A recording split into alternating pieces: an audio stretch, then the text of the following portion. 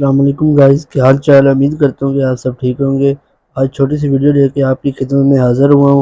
उम्मीद है कि आपको वीडियो अच्छी लगेगी। सबसे पहले मेरा चैनल बिला ब्लॉगर को सब्सक्राइब करें, बेल आइकन को लाजमी दबा दें। चलो चलते हैं अगली वीडियो की तरफ।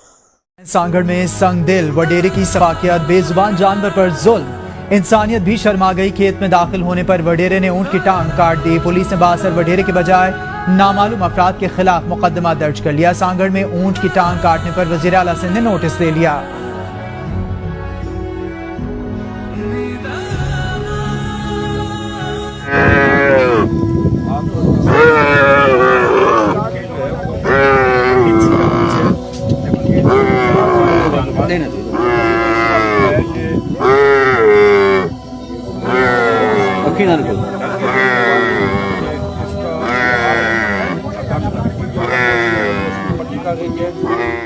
आपने वो वीडियो देखी होगी और आपका भी बहुत अफसोस हुआ होगा। मेरी गवर्नमेंट से अपील है कि ऊँट और उसके मालिक को उसका इंसाफ दिया जाए। आपने वो वाक़या भी सुना होगा हज़रत सल्लल्लाहु अलैहि वसल्लम की, उनने भी ऊँट पर ऐसे जुल्म किया था। तो उनकी एक आदमी की जुल्म करने से पूरी कौम जो है वो तबाह बर्बाद हो गई थी। मुझे बहुत अफसोस हुआ है। मैं इसे